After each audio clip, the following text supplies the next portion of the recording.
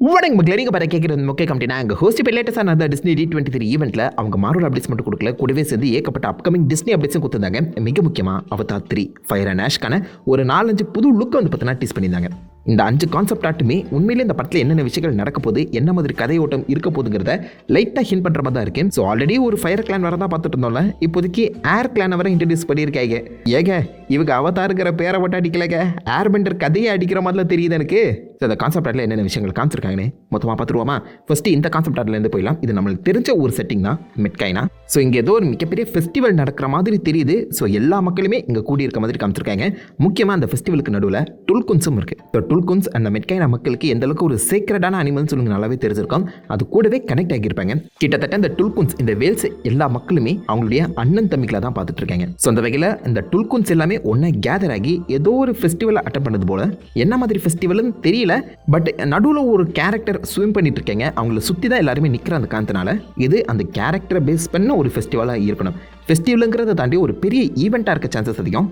போன படத்தில் நம்ம ரோனால் கேரக்டரை பார்த்தோம்ல, ஸோ அவங்க ப்ரெக்னெண்ட்டாக இருப்பாங்க. ஒருவேளை அவங்களுக்கு குழந்தை பிறக்க போதோ, ஸோ கண்டிப்பாக அந்த சீஃபோட குழந்தை பிறக்கிறத பார்க்கறதுக்காக எல்லாருமே சுற்றி நிற்கவும் சான்சஸ் அதிகம். அதை அந்த டுல்குன்ஸும் வந்து பார்த்தீங்கன்னா வேடிக்கை பார்க்குற மாதிரி காமிக்கப்படலாம். அண்ட் மெட்கைனா வழக்கப்படி ஆக்சுவலாக ஒரு குழந்தை பிறக்கும்போது அந்த குழந்தை ஒரு டுல்குன் கூட பாண்ட் ஆகணும். பாண்டிங் மீன்ஸ் ஒரு அண்ணன் தம்பி பாண்டிங் மாதிரி, இல்லை ஸ்பிரிச்சுவல் பாண்டிங்கிற மாதிரி சொல்லலாம்.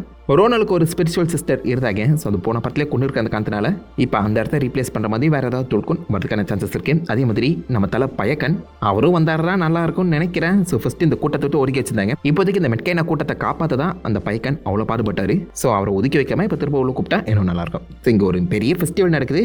அண்ட் பாசிபிளி இது ஒரு சென்ட் ஆஃப் ஃபெஸ்டிவலாக இருக்கும் சான்சஸ் அதிகம். ஜேகன் நெத்திரி இங்கேருந்து கிளம்புறோம் அப்படின்னு சொல்கிறதுக்காக வந்திருப்பாங்களோ என்னமோ, அவங்கள நல்லபடியாக வழி அனுப்பி வைக்கிறதுக்கான ஒரு பெரிய ஃபெஸ்டிவலாகவும் இதை கன்சிடர் பண்ணிக்கலாம். ஸோ எப்படி பார்த்தாலும் இங்கே ஒரு பெரிய கேதரிங் நடக்குது. நல்லா இருக்கு, விஷுவலாக சூப்பராக இருக்கு. கான்செப்ட் ஆட்டே இருக்கும்போது படம் எப்படி இருக்குன்னு யோசிச்சு பாருங்க. அதை தொடர்ந்து இந்த படத்தில் அப்பியர் ஆக போகிற 2 புது கிளான் அல்ல ஒன்று நம்ம ஆல்ரெடி பார்த்துருந்தோம், ஆஷ் கிளான். ஆஷ் கிளானோட இடம் என்ன மாதிரி இருக்குங்கிறத இந்த ஒரு ஷாட்டில் சூப்பராகவே ப்ரெசென்ட் பண்ணியிருக்காங்க. இந்த அவதார் 3யோட முக்கியமான வில்லன்களை ஆஷ் கிளான்ஸ் தான் இருக்க போகிறாங்க. அண்ட் முடிஞ்ச அளவுக்கு படு பயங்கரமாக அந்த கிளானை ப்ரெசென்ட் பண்ணியிருக்காங்க சொல்லலாம். மிக முக்கியமாக நம்ம அவதார்னு சொல்லி யோசிக்கும் போது அந்த அழகான பியூட்டிஃபுல்லான உலகம் தானே ஞாபகம் வரும். செம கலர்ஃபுல்லாக வைப்ரண்ட்டாக இருக்க அந்த உலகம் தான் ஞாபகம் வரும். ஆனால் இந்த கிளானோட அந்த சுற்றி இருக்க எல்லா இடத்துலையுமே நோட் பண்ணி பாருங்க, ஒரு பச்சை பசேல்னு இருக்க எதையுமே உங்களால் பார்க்க முடியாது. ஸோ கம்ப்ளீட்டாக ஒரு பிளாக் அண்ட் ஒயிட் டோனில் தான் இருக்குது. கிட்டத்தட்ட இவங்க அந்த நேச்சரையே வெறுக்கிற ஒரு கேரக்டர்ஸாக தான் வர போகிறாங்களாம்.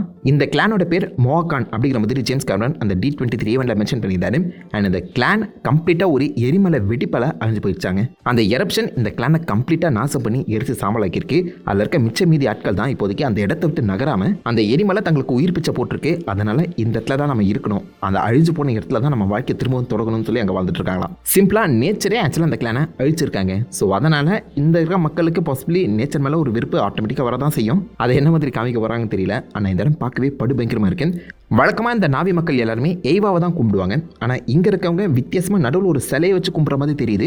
ஏவா செம பியூட்டிஃபுல்லான அந்த மரம், பட் இதுக்கு பதிலாக இந்த இடத்துல ஒரு எரிஞ்சு போன மரம் துண்டை தான் அவங்க கும்பிட்ற மாதிரி இருக்கு. நல்லா நோட் பண்ணி பார்த்தீங்கன்னா அதுக்கு கண்ணுக்கு அது வாயெல்லாம் வரைஞ்சிருக்காங்க.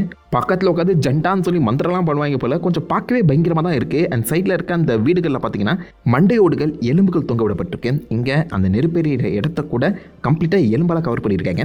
அண்ட் பின்னாடி ஒரு பெரிய டென்ட் தெரியுது. அந்த டென்ட்டோட நுழைவாயிலே நோட் பண்ணி பாருங்க, ஒரு பெரிய மிருகத்தோட தாடை எலும்பு தான் வாசல் என்ட்ரியாகவே வச்சிருக்காங்க. ஸோ டெக்னிக்கலாக இங்கே இருக்க மக்கள் மேபி கேனிபல்ஸாக இருக்க சான்சஸ் அதிகம். ஏன்னா எலும்புகளால் கவர் பண்ணப்பட்ட ஒரு இடத்துல தான் வாழ்ந்துட்டு இருக்காங்க. இந்த பெரிய டென்ட்டில் தான் சீஃப் இருக்காங்க. சீஃப் தான் இவங்க வராங்.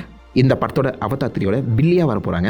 அண்ட் ரெட் கலர் வார் பெயிண்ட்லாம் போட்டு பார்க்கவே ஒரு வித்தியாசமான லுக்கில் தான் இருக்காங்க. அண்ட் அவங்க கிட்ட யாரையோ ஒப்படைக்கிறதுக்காக இந்த கிளான் மெம்பர்ஸ்லாம் வந்துட்டு இருக்காங்க. ஸோ முன்னாடி வரது யாருன்னு தெரியல, பாசிபிளி குவாரிச்சா இருக்க வாய்ப்புகள் அதிகம். ஸோ போன படத்தில் அவருக்கு செம்மையாக அடிபட்டிருக்கும். இக்ரான் மேலே ஏறி கிளம்பினவர் தான் எங்கே போனாருன்னு தெரியல. மேபி அவர் இக்ரானுக்கும் அடிபட்டு பாசிபிளி இந்த ஆஷ் கிளானுக்குள்ள அவர் வந்து விழுந்திருக்கலாம். ஸோ குவாரிச் கிட்ட இருந்தால் கதை ஆரம்பிக்கணும்னு நம்புகிறேன். அண்ட் அவரை இப்போதைக்கு இந்த வெராங் கிட்ட ஒப்படைக்கிறதுக்காக அந்த கிளான் மெம்பர்ஸ் வந்துட்டு இருக்காங்க. அந்த கிளான் மெம்பர்ஸ் கையில் நீங்கள் பார்த்தீங்கன்னா கன்ஸ் இருக்குது. ஸோ வழக்கமாக நாவி மக்கள் போ, ஆரோ அண்ட் நேச்சர் சம்மந்தப்பட்ட அந்த வெப்பன்ஸ் தான் யூஸ் பண்ணுவாங்க. ஆனால் இவங்க நேச்சருக்கு ஆப்போசிட்டானவங்க அப்படின்னு சொல்லி காட்டுறதுக்காகவே மனிதர்களால் உருவாக்கப்பட்ட அந்த கன்ஸ் இருக்குது. ஸோ இவங்களுக்கும் ஸ்கை பீப்புளுக்கும் ஏதோ ஒரு வகையில் லிங்க் இருக்கணும்னு நம்புகிறேன். அண்ட் இவங்க கன்ஸை சூப்பராக ஹேண்டில் பண்ணிட்டு வர அந்த சமயத்துலேயும் உங்களுக்கு தெரிஞ்சிருக்கணும் இவங்களுக்கு கன்ஸை ஒழுங்காக யூஸ் பண்ண தெரியுது. ஸோ எனக்கு என்னமோ பாசிபிளி குவாரிச் இந்த கிளான் மெம்பர்ஸ் கூட ஒன்றா சேர்ந்து நம்ம ஜேக்கன் நெத்திரியா ஹண்ட் பண்ணுற மாதிரி கதை எழுதப்படலாம். எதிரிக்கு எதிரி நண்பன் அப்படிங்கிற மாதிரி ஒரு கதை போகலாம் நம்புகிறேன். ஸோ நாவி மக்கள் மக்களுக்குள்ள இருக்கக்கூடிய கெட்டவங்கள தான் நம்ம பார்க்க போறோமா. ஏன்னா ஃபர்ஸ்ட் 2 படத்துல நாவி மக்களை ஆக்சுவலா விக்டிம்ஸா காமிச்சிருப்பாங்க. மெட்கைனாவா இருக்கட்டும் ஒமெட்டிகாயாவா இருக்கட்டும் 2 பேரையுமே நம்ம விக்டிம்ஸா தான் பார்த்திருக்கோம். மனிதர்களால் துன்புறுத்தப்பட்ட நாவி மக்களை தான் பார்த்திருக்கோம். பட் இப்போதைக்கு அதே நாவி மக்கள் ஒரு கிளான் மற்றவங்களுக்கு எதிரியா வர போறாங்க. அண்ட் கிடைச்சிருக்க ரிப்போர்ட் படி பார்க்கும்போது இந்த இன மக்களை பார்த்து மனிதர்களே பயப்படுவாங்களாம்.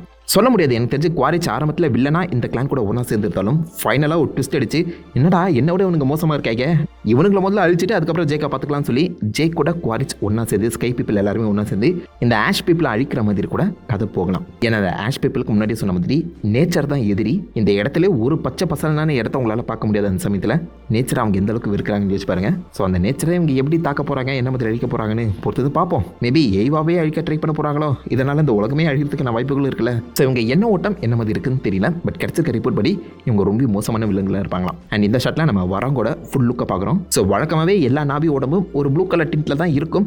ஆனால் இவளுடைய அந்த காலுக்கு கீழே நீங்கள் பார்த்தீங்கன்னா ஒரு பிளாக் கலர் டின்ட் இருக்குது. அண்ட் மோஸ்ட்லி அந்த ப்ளூவை மறைக்கிற மாதிரி தான் உடம்புல சாம்பலையும் ரெட் கலர் அந்த பெயிண்டையும் தான் பூசியிருக்கான். ஸோ மற்ற நாவி இனத்தை விட கொஞ்சம் வித்தியாசமானவங்கன்னு சொல்லி காமிக்கப்படுது. அண்ட் அவள் ஓடிட்டு வர அந்த மிருகத்தை பாருங்க, படு பயங்கரமாக இருக்குது. இப்படி ஒரு மிருகத்தை நான் பார்த்ததே கிடையாது. ஸோ ப்ரீவியஸ் ஷாட்டில் நீங்கள் பார்த்தீங்கன்னா மேலே ஏகப்பட்ட இக்ரான்ஸ் இருக்கதான் நோட் பண்ணுவீங்க. பேன்சீஸ்ன்னு சொல்லுவாங்க. அது கலர்ஃபுல்லாக இருக்கும். ஆனால் இது பார்த்தீங்கன்னா ரொம்ப வித்தியாசமாக விகாரமாக இருக்குது. இதுக்கு முன்னாடி இப்படி ஒரு விகாரமான மிருகத்தை நம்ம அவதார் 1ல பார்த்துருப்போம். ஜெக் டொருக் மக்டோன்னு சொல்லி பார்த்தீங்கன்னா ஒரு பயங்கரமான மிருகத்தை ஓட்டி வந்திருப்பாரு. அது பெரிய டிராகன் மாதிரி இருக்கும். இது அந்த அளவுக்கு பெருசாக இல்லைனாலும் பாசிபிளி இதுவும் அந்த பேன்சீஸோட ஒரு ஆல்ஃபா அனிமலாக இருக்க சான்சஸ் இருக்கு. அண்ட் இவகிட்ட மட்டும்தான், இந்த சீஃப் கிட்ட மட்டும் தான் இப்படி ஒரு வித்தியாசமான மிருகம் இருக்கு. அந்த சமயத்தில் இது கொஞ்சம் ஒரு ஸ்பெஷலான அனிமலாக இருக்கவும் சான்சஸ் இருக்கு. அது என்ன மாதிரி பண்ண போறாங்கன்னு பார்ப்போம். அண்ட் இந்த ஷாட்ல வரானுக்கு பின்னாடி நீங்க பாருங்க ஹalleluya மவுண்டன்ஸை காமிச்சிருக்காங்க. ஸோ இவையே அந்த கிளானை விட்டு ஹalleluya மவுண்டன்ஸுக்கு இப்போ வரணும். ஸோ பாசிபிளி ஜேக் நெத்திரியை தேடி வந்திருப்பாலோ. அதுக்கேற்ற மாதிரி அடுத்த 2 ஷாட். ஸோ இதில் வந்து ஆப்வியஸாக நம்ம இன்னொரு புது கிளானை பார்க்க போகிறோம். விண்ட் ட்ரேடர்ஸ்னு சொல்கிறாங்க. இவங்களுக்குன்னு ஒரு சொந்த இடம் கிடையாது. இவங்க நாடோடிகள், நோமேட் கிளான். இந்த பெண்டோராவை சுற்றி ஏகப்பட்ட இந்த விண்ட் ட்ரெயில்ஸ் இருக்குமா. காத்தோட காத்தா அந்த விண்ட் ட்ரெயில்ஸை ஃபாலோ பண்ணிட்டு போகக்கூடிய ஒரு சாதாரண ஏர் கிளானாக இவங்க இருக்க போகிறாங்க. தரையவே தொடாத ஒரு கிளான் இவங்க. அண்ட் இவங்க போகிற மாதிரி ஒரு பெரிய பலூன் ஷேப்பில் ஒரு ஜெல்லி ஃபிஷ்ஷை தான் அவங்க யூஸ் பண்ணுற மாதிரி தெரியுது. அண்ட் அந்த ஜெல்லி ஃபிஷ்ஷை இழுத்துட்டு போகிற மாதிரி முன்னாடி ஒரு பறக்கிற மிருகமும் இருக்குது. அதாவது ஒரு பலூனுக்கு முன்னாடி குருவியை கட்டி விட்ட மாதிரி. ஸோ பலூன் பறக்கும், குருவி அது எந்த இடத்துக்கு போதுமோ அந்த இடத்துக்கு இழுத்து போகும். ஸோ அந்த மாதிரி ஒரு வித்தியாசமான செட்டப் இவங்க வந்து பண்ணியிருக்காங்க. ஆனால் பார்க்க நல்லா இருக்கு. அண்ட் பாசிபிளி இவங்க ஒரு நல்ல கிளானாக தான் இருக்கணும். ஏன்னா கீழே இருக்க அந்த மெட்கைனா மக்கள் அவங்களுக்கு பாய் சொல்கிறாங்க, இல்லை ஹாய் சொல்கிறாங்க, ஏதோ ஒன்று சொல்கிறாங்க. அவங்க வரவேற்கணும், இல்லை அவங்க வந்துட்டு போகிற மாதிரி சிச்சுவேஷன் அமைஞ்சிருக்கணும். இந்த பெண்டோரா முழுக்க சுற்றி பார்க்கக்கூடிய விண்ட் ட்ரேடர்ஸ் தாங்க. இவங்களுடைய லுக் என்ன மாதிரி இருக்குன்னு தெரியல. இவங்களால பறக்க முடியுமா டவுட் தான். பட் எப்போதுமே காத்திலேயே மிதந்துட்டு இருக்கக்கூடியவங்க. இவங்க பாசிபிளி மெட்கைனாக்கு வந்துட்டு போற மாதிரி இருக்கணும்னு நம்புறேன். கிளம்புறாங்க போல. அண்ட் போற வழியில எங்களை ஒமெட்டிகாயில இறக்கி விட்டுருக்கேன் அப்படின்னு சொல்லி ஜேக் அண்ட் நெத்திரி கூட பாசிபிளி இந்த விண்ட் ட்ரேடர்ஸ் கூட போறதுக்கான வாய்ப்புகளும் இருக்கு. ஏன்னா அடுத்த இந்த கான்செப்ட்ல பார்த்தீங்கன்னா அதே விண்ட் ட்ரேடர்ஸ் ஒமெட்டிகாயை நோக்கி அந்த ஹalleluya மவுண்டன்ஸ் பக்கத்தில் பறக்கிற மாதிரி இருக்கு. அண்ட் இவங்களை துரத்திக்கிட்டு தான் வெராங் பின்னாடியே வந்துட்டு இருக்காங்க நம்புறேன். ஸோ ஜேக் அண்ட் நெத்திரியை பிடிக்கிறதுக்காக வெராங் வராங்களோ என்னமோ. இல்லை இந்த விண்ட் ட்ரேடர்ஸ் கிட்ட ஆப்வியஸாக ஏகப்பட்ட பொருட்கள் இருக்கும். அதை ஆட்டி போடக்கூடிய ஒரு பைரேட் கேங்காக கூட இந்த பக்கம் அந்த ஆஷ் கிளானை காமிக்கலாம். எப்படி பார்த்தாலும் ஆஷ் கிளான் கெட்டவங்க, விண்ட் ட்ரேடர்ஸ் இவங்க நோமேட் கிளான் ரொம்ப நல்லவங்க. அண்ட் அந்த ஜெல்லிஃபிஷ் லுக்குமே அல்டிமேட்டாக இருக்குது, ரொம்ப சூப்பராக இருக்குது. ஜேம்ஸ் ஐயா எப்படியா இப்படிலாம் யோசிக்கிறீங்க? மூளை எக்ஸ்ட்ரா 100 கிராம் அதிகமாக இருக்கோ?